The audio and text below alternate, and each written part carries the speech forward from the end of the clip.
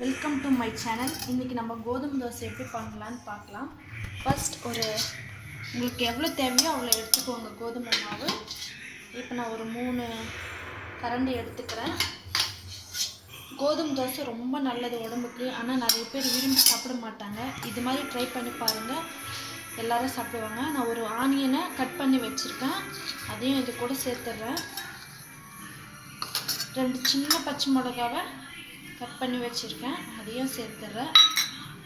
கொஞ்சமாக எப்பயுமே சோடா மாவு சேர்த்துக்கோங்க, ரொம்ப நல்லது, நல்ல தோசை வரும்.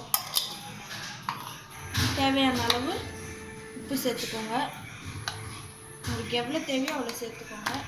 இன்னொரு விஷயம், கோதுமை தோசையில் இப்போது நம்ம கார்ன்ஃப்ளவர் சேர்க்க போகிறோம். இது சேர்த்திங்கன்னா ரொம்ப கிறிஸ்பியாக வரும். இந்த கோதுமை தோசை டயட்டுக்கெல்லாம் ரொம்ப நல்லது. கார்ன்ஃப்ளவர் சேர்த்துக்கலாம், கொஞ்சமாக சேர்த்துக்கோங்க. இப்போ இது கூட நம்ம வாட்டர் ஆட் பண்ணிக்கலாம். ஃபஸ்ட்டு கொஞ்சமாக ஆட் பண்ணிவிட்டு நல்லா கட்டி இல்லாமல் நல்லா கலக்கிக்கோங்க. இன்னும் கொஞ்சம் உங்களுக்கு எவ்வளோ தேவையோ வாட்டர் அந்த அளவுக்கு ஆட் பண்ணிக்கோங்க. பாருங்கள், கட்டியாக இல்லாமல் நல்லா கலக்கிக்கிட்டோம்.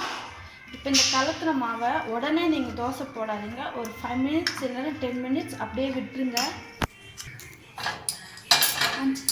இப்போது 5 மினிட்ஸ் ஆயிடுச்சு.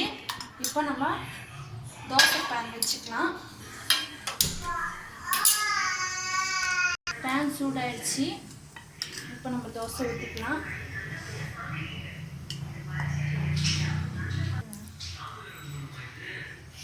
ரொம்ப பெருசாக போட வேணாம், ஏன்னா நல்லா வராது. கொஞ்சம் மீடியம் சைஸில் போட்டுக்கோங்க. உங்களுக்கு தேவையான ஆயில் போட்டுக்கோங்க, ஏன்னா நான் ஆயில் போட மாட்டேன். இது டயட்டுக்காக சாப்பிட்றது, ஆனால் நான் ஆயில் யூஸ் பண்ண மாட்டேன். டயட்டுக்கு ரொம்ப நல்லது, ஹெல்த்தி ஃபுட் வேறு. வீட்டில் ட்ரை பண்ணி பாருங்கள். இப்போ தோசை ரெடி ஆகிடுச்சுங்க. ஒரு பக்கம் வெந்துச்சு, இன்னொரு பக்கம் திருப்பி போட்டுக்கலாம்.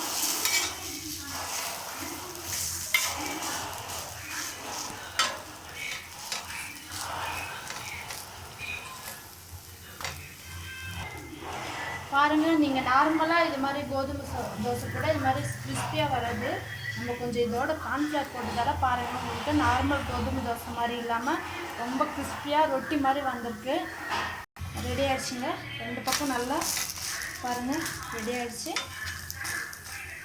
நீங்களும் உங்கள் வீட்டில் ட்ரை பண்ணி பாருங்கள். ரொம்ப ஹெல்த்தியான ஒரு ஃபுட்டு. தேங்க்ஸ் ஃபார் வாட்சிங்.